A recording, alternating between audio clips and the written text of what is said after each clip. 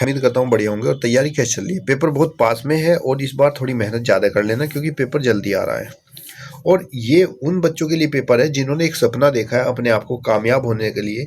और ये पेपर हर किसी बच्चे किस्मत में नहीं है क्योंकि ये पेपर को केवल एक ही बार देने का मौका मिलता है। और जो बच्चा इसको एक बार निकाल लेता है उसके जीवन की दिशा और दशा बदल जाती है। लेकिन इस पेपर को फार्म भरना तो आसान है लेकिन निकालने के लिए एक आपको लगातार अच्छे से मेहनत करनी पड़ती है।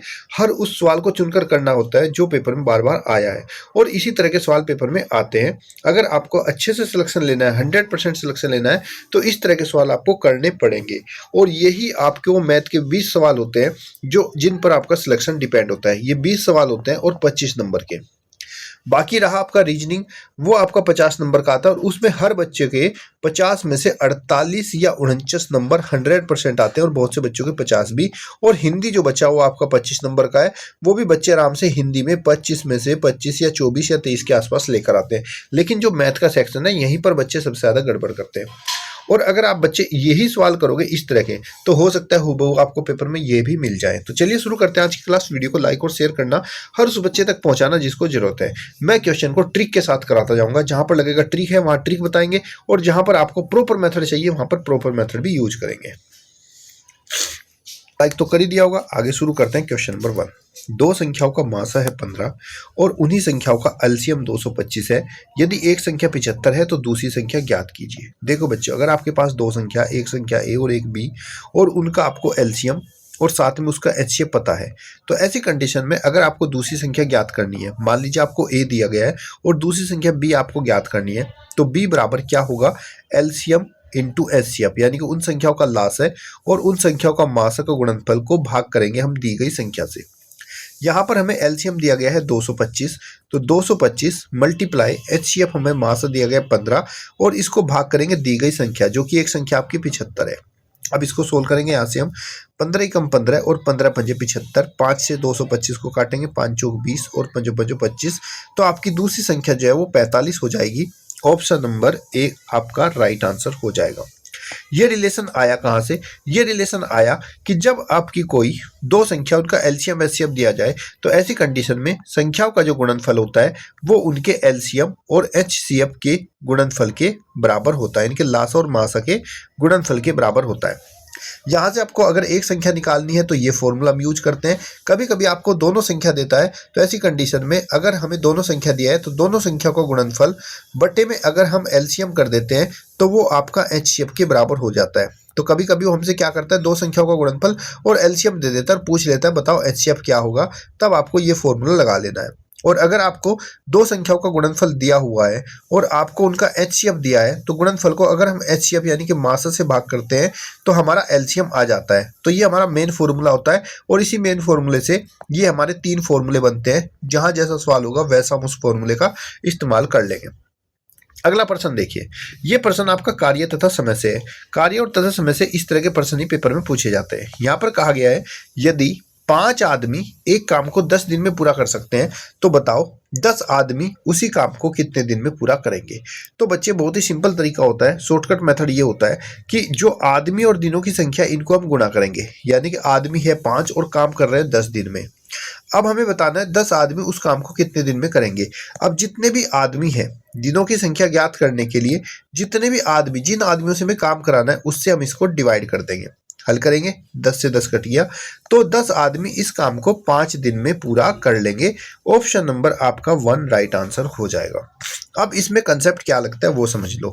अगर M1 आदमी किसी काम को D1 समय में कर रहे हैं और उसी काम को M2 आदमी D2 समय में कर रहे हैं, तो इनके बीच का जो संबंध होता है वो होता है M1 इंटू D1, यानी कि जितने आदमी जितने समय में काम को कर रहे हैं उन दोनों का गुणनफल बराबर होता है फिर से जितने आदमी जितने समय में काम को कर रहे हैं उसके बराबर आपका हो जाता है। इसी फॉर्मूले के हेल्प से हमारे ये सब कुछ बनते हैं।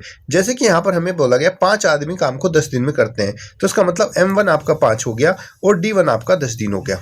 अब उसने कहा 10 आदमी, तो आपका M2 10 हो गया और D2 हमें ज्ञात करना है। जब हम ये सारा मान यहाँ पर रखते हैं M1 इंटू D1 यानी कि 5 गुणा 10 बराबर किसके? M2 10 गुणा D2 के, जो कि D2 हमें निकालना है। अब जो इसके साथ गुणा में होता है वो इधर आके भाग में आ जाता है, तो 5 × 10 डिवाइड बाय 10 इक्वल टू क्या हो जाता है आपका D2। इसी फॉर्मूले को हम यहाँ पर शॉर्ट में बता देते हैं कि भाई 5 आदमी किसी काम को 10 दिन में करते हैं, तो 5 × 10 करेंगे तो टोटल काम हो जाएगा, और इसको जितने आदमी से हमें काम को कराना है उससे हम डिवाइड करेंगे तो पता चल जाएगा कितने दिनों में कार्य को कर लेगा। क्लियर बच्चे? अगला प्रश्न देखिए। अगला प्रश्न है, आपको कहा गया है एक संख्या दी गई है यहाँ पर 68,351, और इसमें कहा गया कि स्थानीय मान और अंकित मान में कितना अंतर होगा। ये स्थानीय मान क्या होता है? इकाई, दाही, सैकड़ा, यानी कि 1, 10, 100। तो यहाँ पर 3 के स्थानीय मान की बात हो रही है, और 3 का स्थान क्या है? सैकड़ा पर है, तो इसका स्थानीय मान हो जाएगा 3 सैकड़ा पर है तो 3 × 100 = 300। और इसके स्थानीय मान और अंकित मान में देखो, अंकित क्या होता है? अंकित होती है फेस वैल्यू, जो जैसा दिखता है उसका मान वही होगा, उसके मान को यहाँ पर उसके स्थानीय मान पर कोई मतलब नहीं होता। तो 3 आपका जो है सैकड़े पर रखा है, तो ये इसका स्थानीय मान हो गया, और अंकित मान इसका 3 ही रहेगा, और इनका अंतर निकालना है। तो 300 में से हम 3 को घटाएंगे, आंसर आएगा 297। ऑप्शन नंबर 1 आपका राइट आंसर। मान लीजिए आपसे ये कहा होता कि इसमें 3 के जगह 8 के स्थानीय मान का अंतर, स्थानीय मान और अंकित मान का अंतर बताओ, तो अगर हम 8 के स्थानीय मान पर जाते 68,351 में, तो 8 कहाँ थे आपका? इकाई, दहाई, सैकड़ा, हजार, तो 8 कहाँ पर है आपका? 1000 पर है। तो ऐसी कंडीशन में 8 का जो स्थानीय मान होगा वो आपका 8000 हो जाएगा। लेकिन अंकित मान, जो संख्या जैसी दिखती है उसका अंकित मान वही होता है, तो अंकित मान इसका 8 ही होता। ऐसी कंडीशन में इसका उत्तर आ जाता 7992। क्लियर हो गया?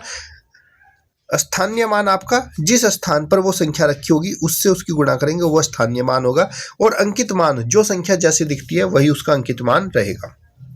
प्रश्न संख्या 4 जो है वो आपका बोर्ड मास पर आधारित है। बोर्ड मास का मतलब होता है ब्रैकेट, ऑफ का मतलब का, डी का मतलब डिवीजन यानी कि भाग, एम का मतलब मल्टीप्लाई गुणा, और ए का मतलब एडिशन यानी कि जोड़, और एस का मतलब सब्ट्रैक्शन यानी कि घटा। अब आपको इसका मान बताना है। अब इसका मान कैसे बताएंगे? ये प्रश्न बच्चों के सामने आएगा और बच्चे सोचेंगे इसमें पहले क्या करना है। तो देखो बच्चे, ये जो बोर्ड मास लिखा होता है ना, इसका एक अपना क्रम होता है, पहला, दूसरा, तीसरा, चौथा, पांचवा, छठा। यानी कि अगर ब्रैकेट है तो पहले ब्रैकेट को हल करेंगे। ब्रैकेट तो इसमें नहीं है, का भी इसमें नहीं है, तो पहले कौन सा निशान आया आपका? पहले यहाँ पर निशान आया भाग का। तो मेरे प्यारे बच्चों, पहले जहाँ पर भाग का निशान है हम उसको हल करेंगे, बाकी सवाल ऐसे ही रख लेंगे। ये आपका हो गया 45 प्लस में 5 × 10 माइनस 20, और देखो यहाँ पर कहाँ है भाग का निशान? है 20 और 5 के बीच में। कहाँ पर है भाग का निशान? 20 और 5 के बीच में। तो पहले भाग करेंगे, 20 को 5 से भाग करेंगे तो 5 चौक आपका 20 होगा। भाग का काम खत्म हो गया। भाग के बाद अगला निशान क्या आपका? गुणा का। तो उसके बाद हम गुणा करेंगे, तो 45 और 10 की 5 से गुणा करेंगे, 10 पंजे आपका हो जाएगा 50 और माइनस में 4। भाग गुणा का काम खत्म हो गया। अब आया आपका प्लस का नंबर। अब देखो एक प्लस का निशान है एक माइनस का, तो पहले आपको प्लस करना है। 45 में 50 जोड़ेंगे तो 50, 40, 90 और 5 95, 95 हो जाएगा, और फिर माइनस के 4, फिर 95 में से 4 माइनस करेंगे तो आपका 91 होगा। ऑप्शन नंबर 2 आपका राइट आंसर। यानी कि जब भी आपको इस तरह का सवाल आए जिसमें बहुत सारे निशान हो, तो सबसे पहले आपको क्या करना है? नंबर 1 पर आपको भाग के निशान को हल करना है, जिनके बीच में भाग है उन संख्याओं को। फिर नंबर 2 पर आपको गुणा को हल करना है, नंबर 3 पर आपको जोड़ना है, और नंबर 4 पर आपको घटाना है। तो इसी क्रम में आपको ये काम करना है, और इसी को हम बोर्ड मास बोलते हैं। कोई भी सवाल जिसमें बहुत सारे निशान आते हैं, इसी नियम के अनुसार उसको हम हल करते हैं। क्लियर बच्चे? अगला प्रश्न है आपका ये आपकी एक संख्या है 2/3, और दूसरी संख्या है 5/6, और तीसरी संख्या 1/2। आपसे कहा गया इन सबको आरोही क्रम में व्यवस्थित कीजिए। अब आरोही क्रम में बनाने वाले हैं, ऐसे तो पता नहीं चलेगा कौन सी संख्या आरोही में है कौन सी अवरोही में। तो उसके लिए क्या करोगे? आपके ये जो हर वाली संख्या होती है 3, 6, 2, इन सब का आपको एलसीएम लेना होता है। 3, 6, 2, यानी कि जो भी आपके नीचे हर में संख्या है इनका आपको एलसीएम लेना है। एलसीएम लेंगे, 2 से काटेंगे, 3, 2 तिया 6 और 2 ही कम 2। फिर हम इसको 3 से काटेंगे, 3 ही कम 3, 3 ही कम 3, 3 ही कम 3। तो यहाँ पर जो आपका एलसीएम आया, ये एलसीएम हो गया हमारा 6। अब आपको इन सभी संख्याओं का जो आपका 2/3 है, 5/6 और 1/2 है, इन सब के हर को 6 बनाना है। कितना बनाना है? इन सब के हर को 6, नीचे वाले भाग को 6 बनाना है। जो एलसीएम आया वही बनाना है। तो 3 को 6 बनाने के लिए हम क्या करेंगे? ऊपर नीचे हमें 2 से गुणा करनी पड़ेगी। तो 2 दूनी आपका कितना हो गया 4 और 3 दूनी हो गया 6। यहाँ पर तो पहले से 6 ही है, तो 1 से गुणा करेंगे, 5 ही कम 5 और 6 ही कम 6। फिर हम इसको भी 6 बनाएंगे, नीचे वाला जो 2 है इसको 6 बनाने के लिए 3 से गुणा करेंगे, ये आपका हो जाएगा 1 तिया 3 और 2 तिया 6। अब हमने सभी के हर को 6 बना दिया है। अब हमें इसको बढ़ते हुए क्रम में लिखना है आरोही, यानी कि छोटे से बड़ा। अब हम आसानी से देखकर बता देते हैं कौन सी संख्या सबसे छोटी है। देखो नीचे तो सब समान है, अब हमें जो इसकी अंश वाली संख्या इसको देखना पड़ेगा कौन सी संख्या सबसे छोटी है। ये 3 है, ये 5 है, ये 4 है, तो सबसे छोटी संख्या है 3, तो ये सबसे छोटी संख्या हो जाएगी हमारी 3/6।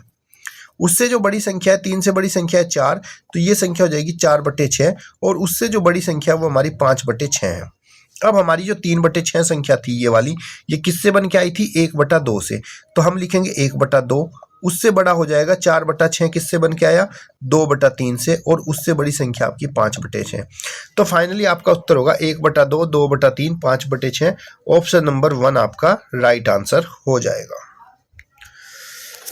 अब देखते हैं क्वेश्चन नंबर 6। ये आपका सरलीकरण से है, और अक्सर यहाँ पर भी बच्चे गलती करते हैं, कहते हैं कि इसका योगफल बताओ। इसका योगफल के लिए क्या करना होता है, कैसे योगफल निकालते हैं। दशमलव में हमें एक बात याद रखनी होती है, जैसे ये है आपका 0.025, फिर अगली संख्या आपकी 2.5, तो दशमलव के नीचे दशमलव रखना है, बाकी अंकों को उसके अनुसार ही रखते चले जाएंगे। अगला दशमलव है 25 दशमलव, तो दशमलव यहाँ रखो, 25 यहाँ रखो, दशमलव के नीचे दशमलव नहीं हटनी चाहिए।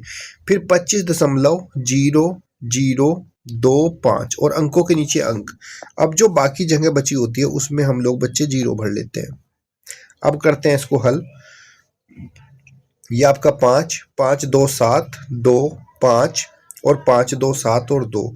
फाइनली आपका उत्तर आता है 27.5275। ऑप्शन नंबर 1 आपका राइट आंसर। तो आपको जब भी दशमलव के सवाल करने हैं, प्लस करो या माइनस, उसमें बस ये ध्यान रखना है कि दशमलव के नीचे दशमलव होनी चाहिए अंकों की, और अंक के नीचे अंक। जो जगह बचेगी वहां पर आप 0 से उसको पूरा कर सकते हो, और इस तरीके से प्लस करोगे या माइनस करोगे कभी आपका सवाल गलत नहीं होगा। अगला प्रश्न है आपका कि 4 छात्रों की ऊंचाई क्रमशः पहले छात्रों की 140, दूसरे की 145, तीसरे की 135 और चौथे की 150 है, तो बताओ उनका औसत क्या होगा। तो बच्चे जब हम औसत की बात करते हैं, औसत को हम एवरेज बोलते हैं। तो अगर हमें किसी का भी एवरेज निकालना हो तो उन सभी का योगफल जिसका भी हमें एवरेज निकालना है, उन सभी का योगफल को हम भाग करते हैं उनकी संख्या से। जैसे कि यहाँ पर 4 छात्र है, तो हमें चारों छात्र की लंबाई का योगफल को भाग करनी पड़ेगी छात्रों की संख्या से। अब हम इसको यहाँ पर हल करेंगे। जोड़ने का तरीका बताता हूँ आपको। इकाई का अंक को जोड़ेंगे, 0 में 5, 0 में हम जोड़ेंगे यहाँ पर 5 हो जाएगा, और 5 में 5 जोड़ेंगे 10, और 10 में 0 जोड़ेंगे तो आपका 0 आ जाएगा, हासिल बचेगा 1। अब हमें दाई के अंक को जोड़ना है, तो यहाँ पर हमारा 5 है, 5 3 8, 8 4 12, 12 4 16, और जो हासिल बचा वो हो गया एक 17। अब हमारा फिर से हासिल 1 बचा हुआ है। अब हमें सैकड़े वाले स्थान को जोड़ना है, तो 1 और 1 2 और 1 3 और 1 4 और 1 जो हासिल बचा 5। तो फाइनली हमारा हो गया 570/4। अब 570 को हम 4 से भाग करेंगे, तो पहले 2 से काट दो, 2 दूनी 4, 2 दूनी 4, बचा 1 17, 2 8 16 और 2 पंजे 10। अब 285 को 2 से काटेंगे, 2 एकम 2, 2 चौक 8, 2 दूनी 4 और दशमलव लगाकर 1 बचेगा, 2 पंजे 10। तो इन छात्रों की औसत की ऊंचाई का जो औसत होगा वो 142.5 सेंटीमीटर। ऑप्शन नंबर 2 हो जाएगा। मेन बात औसत की यही है कि जब भी हम किसी चीज का औसत निकालते हैं तो उन सब का योगफल हमेशा ऊपर रखते हैं, और उन कितनी संख्या है उसको नीचे रखते हैं। जैसे मान लीजिए मैंने आपसे कह दिया कि यहाँ पर बताओ 1 2 5 और 7 का औसत बताओ कितना होगा, तो आपको क्या करना है, ये कितनी संख्या है, 4 संख्याएं हैं, तो आपको चारों संख्याओं को प्लस करके इनको 4 से ही भाग कर देना है। 1 2 3 और 5 8 7 15, तो आपका 15/4 है, ये इसका औसत आ जाएगा। अगला प्रश्न है, एक कक्षा में 50 छात्र हैं, यदि 40% छात्र लड़कियां हैं तो लड़कों की संख्या क्या होगी। देखो बच्चे, एक क्लास जो होती है, इस क्लास में 2 ही तरह के छात्र होते हैं, या तो आपके बॉयज़ होते हैं या इस क्लास में गर्ल्स होती हैं। अब टोटल जो परसेंटेज होता है वो आपका 100 होता है। अब अगर इसमें 40% छात्र लड़कियां हैं, लड़कियां 40% हैं, तो 100 में से 40 घटाएंगे तो बॉयज आपके हो जाएंगे 60%। आपसे पूछा गया है कि बताओ लड़कों की संख्या कितनी है, तो लड़के कितने हैं, 60%। किसका, कुल छात्र का। तो टोटल छात्र हैं 50 और 50 का निकालेंगे कितना, 60%। तो हम लिखेंगे 50 इंटू में 60 और डिवाइड बाय 100। हल करेंगे, 0 से 0, 5 अंक 30। तो इस स्कूल के अंदर 30 जो है वो 50 में से क्या है, लड़के हैं। ऑप्शन नंबर 2 आपका राइट आंसर हो जाएगा। अगला प्रश्न है, एक कार 60 किलोमीटर प्रति घंटा की गति से 4 घंटे में कितनी दूरी तय करेगी। तो बच्चे अगर हमें दूरी निकालना है तो दूरी बराबर सूत्र होता है चाल गुणा समय। क्या सूत्र होता है, चाल गुणा समय। चाल हमारी है 60 किलोमीटर प्रति घंटा और समय है 4, तो 60 छक्का 240, तो वो कार 240 किलोमीटर की दूरी को तय करेगी। ऑप्शन नंबर 2 आपका राइट आंसर। अगला प्रश्न है आपका प्रश्न संख्या 10। अनुपात दिए गए हैं 2:3 और 4:5 में कौन सी संख्या आपकी बड़ी है। हाँ जी बाबूजी, पहले तो मैं इस अनुपात को लिखूंगा अंश और हर के रूप में। ये वाला हिस्सा आपका अंश होता है, ये हर होता है। वैसे 4/5 को भी अंश हर के रूप में लिखूंगा। अब हमें पता लगाना है कौन सा बड़ा है कौन सा छोटा। इस 5 की गुणा 2 से करेंगे 5 दूनी 10 और इस 3 की गुणा 4 से करेंगे 3 चौक 12।